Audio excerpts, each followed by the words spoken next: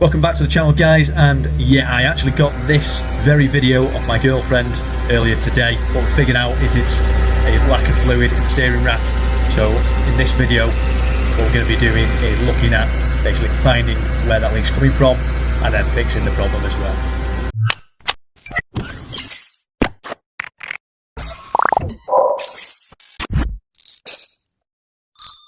Hello and good morning. We are back out and back with the Bentley. So welcome back. This is Holden Projects and we're going to crack on with making sure that this Bentley gets through its MOT. So it was recently taken into Bentley themselves for a service, and with that what they do is a thorough inspection as well. And what that flagged was what we already knew. We've got a steering fluid leak on this, and that then meant that there was a steering hose somewhere that leak was obviously coming from. So we've got a couple of parts from Bentley. We've got the steering hose that we're hoping is the correct one. It was the same description as what was described on the inspection, and not a bad price, I don't think. I didn't want to take the chance on a second-hand one for this. And then we've got the fluid as well, direct from Bentley. So 2 litres of Fuchs steering fluid. And then what we also had come through was some bushing issues. So it was actually the top control arm, rear control arm bushings that was the issue. Now what I decided to do is just buy the full control arm set essentially. So we've got pretty much everything here, which will mean that we'll have new bushings on every control arm. Big job, but I figured we're going to have to separate most of these parts anyway to get to the top rear one. So why not just go all out, get them all changed over. So it's not direct from Bentley, these, so they are like aftermarket, if you like, parts, not OEM, but they should be exactly what is needed. And you'll see the Porsche is still in the back there. We'll be cracking on with that at some point soon, but yeah, main focus is to make sure that this gets through its MOT, and providing all these bits go on today and we've got the correct hose, there will be no issues, and it's all green lights other than that on the Bentley inspection. So we've got a pretty solid car here. Okay, so first protocol is make sure you're in jacking mode, and that's due to the air suspension on these, so always make sure you have that ready to go. And we're just going to jack it up on this side. We're going to get this front side done first, then we'll spin it round and get the opposite side done. Okay, so if you're looking to lift the vehicle at all, because it's got air suspension on these, what you want to do is put it in jack mode. If you've not got a diagnostics tool that will allow you to do that, then what you can do is simply press and hold the damper and the level button, keep hold of those for about 5 seconds, and then eventually what you'll see is this appear on your dash. That means you are now in jack mode. Okay, so that's the wheel off, easy job of the day. And essentially what it is that we're actually looking at replacing, and what was flagged on the inspection, was this bushing here, just right at the back. So it's this top rear control arm on both sides, and that's the main thing that we need to replace. Okay, so I've had a real good look at all the control arms, all the bushings on this driver's side on the Bentley, and I personally can't see any reason for changing any of them. There's no movement, got a fair sized lever bar there, and even with that there's no movement on any of the control arms, top or bottom. Apparently it was the top rear one. I'll just show you now, it was meant to be excessively worn. Now you can see at the back here that there's no problem at all with that bushing, and that's the case throughout.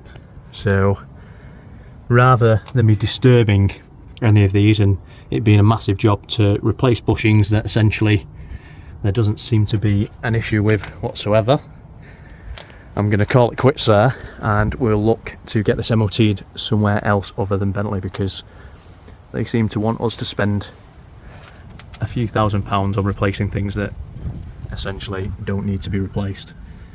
It may have been a genuine mistake, but I'm a bit disappointed on that, because everything else that we've done with this have been really helpful, and I would say in general they have been great to deal with. But yeah, I think it does just go to show that it's well worth checking these things yourself. And as I say, there's certainly no reason for changing those. I'll just show now with the pry bar. intact there, so you can see that's on the one in question, and you've got zero movement on that. Bearing in mind the length of this pry bar, and there's no movement at all there. So yep, saved us a job anyway, but just a bit annoying because we have bought the parts to do this and we now don't need them. But I'm gonna close all this up, and what we'll look to do is have a look at the issue with the steering hose that's leaking, because that we know for sure there definitely is an issue with that. So we'll have a look at that, see if I can actually access it, because it doesn't look the best to access, and go from there. Okay, so we're on the other side, so we'll swap the car around and we're just having a look just to make sure that all the control arms and the bushings on this side are okay. So I'm just going to show you how it is at the minute.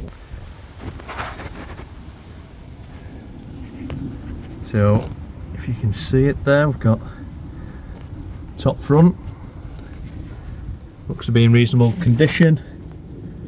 Top rear, again, that is the one that apparently has got the issue, but seems to be absolutely fine from what I can see there. I'll get the lever bar on those as well and just double check.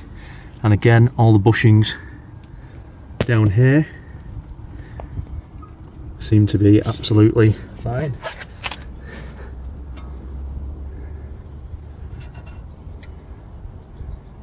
So we'll give everything a clean up as we did on the other side, but in terms of bushings, yeah, again, I see no reason personally to change any of those. So I'll whip the dirt shield off, get behind there, and the main thing on this side is going to be actually finding that steering hose.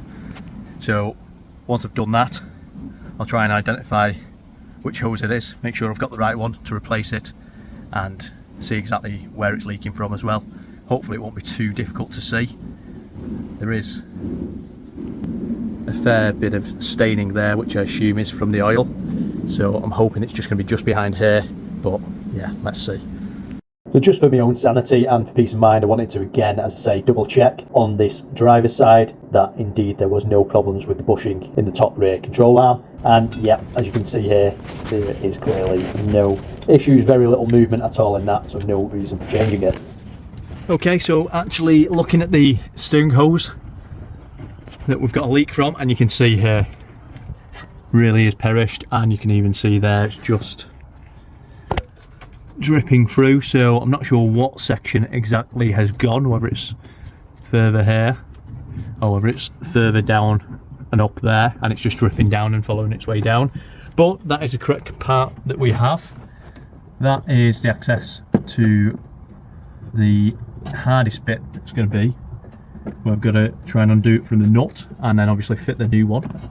On the other side of this is meant to be the actual cooler, so I'm going to have to try and work out where that goes to, the best way to access it. I'm hoping that it's not a front bumper off, and then on that side it should just be a Jubilee clip or something like that, so it should be easier to fit on that side than it is on this side, but hopefully I'll have just enough access to get to that and we can get that job done and top up the steering fluid, and then we're good to go. Okay, so fortunately it looks like we can just take out this section of the front bumper fixings, and that hopefully is going to give us enough access underneath now, because where we actually need to be is if we follow the hose around under the car is just here. So that clip there is the other section, so I just need to ease that forwards. Should be able to undo that, put the new one on, and then we can get to the top. But what I want to do first is try and break that top thread off, just to make sure that we can get that loose before I undo that and have all the fluid run out. So we'll crack on with that now I know that I can access that point. Okay, so it's the following day now and we're back with the Bentley. Had a nightmare yesterday trying to undo that thread for the actual steering hose. Left it overnight. We've had some heat, we've tried hammers, we've tried all sorts, but left it overnight with the WD-40 being able to sink into the joint, and hoping today I'll actually get some joy with it. So just to show the extent that we've had to go to, we've had the oxymap gas on there just to get some heat into it. Got the old WD-40 on there, and as you can see there, that is the access. So when we was applying some heat, was making sure all the heat mats were at the back of there just to protect all the rubber, everything. And as you can see, there's no damage there, but we did manage to get some heat. And last night the top nut was spinning on the actual pipe, which that one is the one that's meant to be the one that you undo from the bottom pipe, and the bottom pipe's the one that we're changing. So as soon as we can get this done, which, touch wood, we will be able to do today, we can replace this pipe. And the other side is just like a pipe clamp, so that should be nice and easy, and then it's job done, and this car will then be ready for its MOT. So yeah, let's fingers crossed this works now, and we'll see how we get on.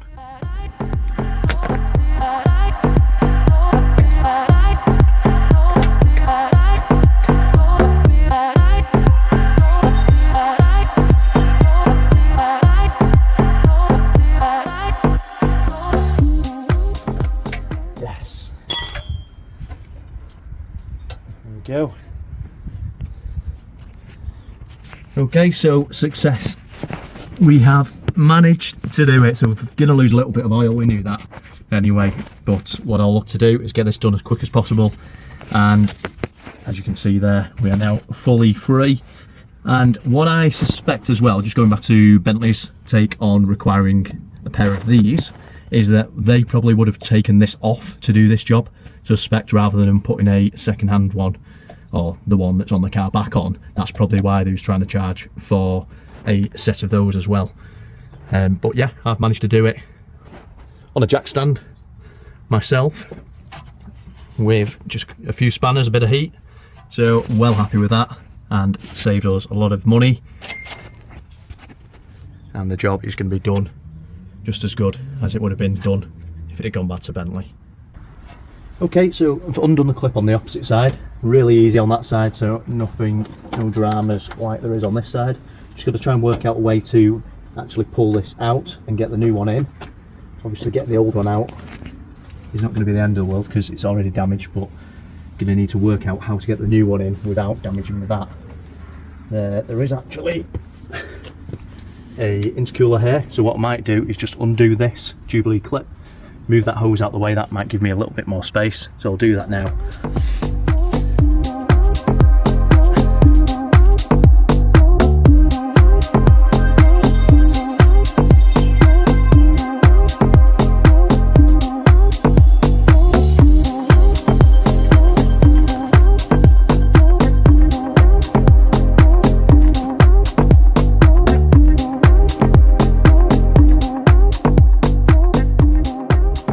Okay, so we're back at it, and it's a lot harder trying to get this in than obviously getting the old one out. Doesn't matter if you damage the old one, but we don't want to be damaging the new one that's gone in. Had to even go to the extent of taking the intercooler off, and obviously, as you can see, the front bumper is off on this side as well. So now, hopefully, I've got enough room here to be able to spin this into position. We've got it a fair way in, but spinning it into position was the difficult bit, and still is.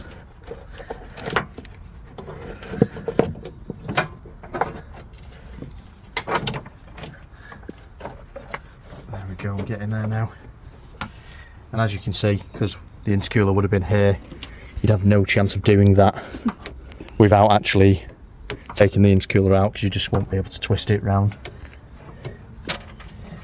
Even with that out, it's really difficult because you've got this section that it has to sit in between. Don't know why on these replacement parts they don't just make two sections with Jubilee clip in between. It's a bit ridiculous, really.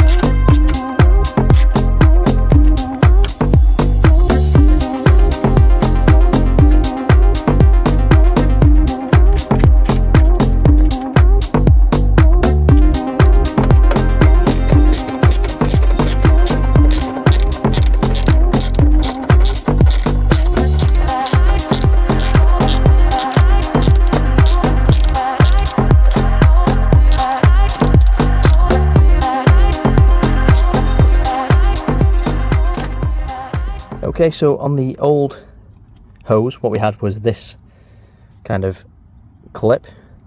What I've done is, rather than messing about with that, I've replaced it with a Jubilee clip, so easier to detach and attach again, and I know that it's not going to fail for me. So that is now the full hose in and secured. The absolute nightmare was getting it fed through there without damaging the pipe at all, but eventually managed to do that. And here now, also fully tightened there as well. So next job is going to be getting some fluid in there and turning the steering wheel left and right, and just making sure that that joint and the Jubilee joint, there's no leaks there, and topping it up, and then obviously trying to get as much air as possible out of the system as well. Okay, so we're now replenishing the fluid, so we've topped it up, and what you're hearing now is a bit of whining from the steering rack. What we're going to have to do is try and get as much air out as possible. As you can see here, we have got plenty in there, and I'll just keep on topping it up as we're turning the wheels left to right.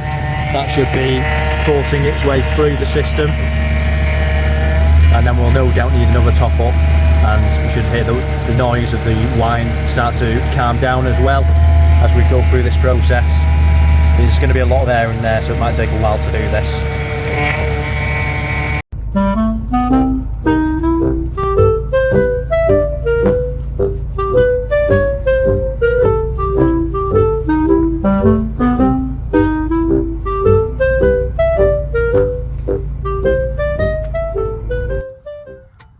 Okay, so we've had the car running for a little minute now, and as you can see there, that's the Jubilee clip where the other end of the pipe went. So I just wanted to double check.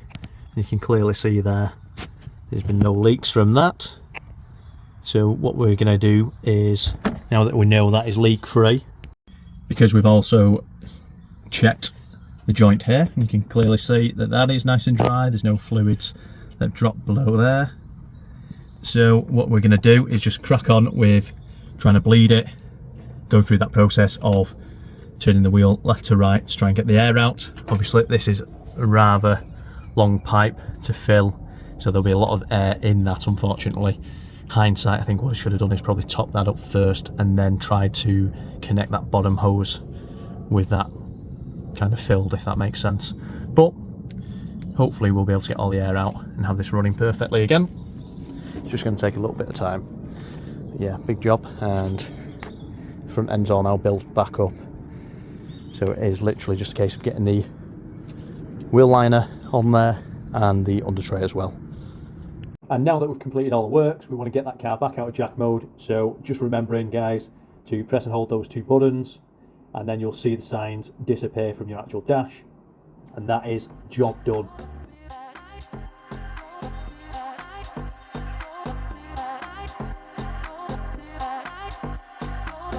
Okay, so that is a job done on the Bentley, and I'm glad to say that we've actually managed, since this video as well, to get the car MOT'd with no issues other than a couple of advisories on the tyres, so I'll take that all day long.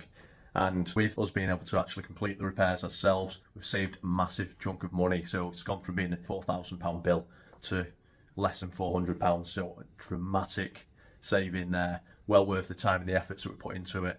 And yeah, at one stage I was actually thinking, oh, what have I done? I didn't think I was going to be able to undo that top nut on that steering line. But yeah, luckily we managed to do it, and the Bentley is back on the road with full bill of health. So thank you very much for watching this, guys. I'm going to be back on the next video with the Porsche, cracking on with that. If you've got any questions on the Bentley, drop us a comment below. And if you could hit that like button, really appreciate that. And if you've not done so already, subscribe to the channel, it really helps us out. Thank you very much for the support, guys, and I'll see you on the next one.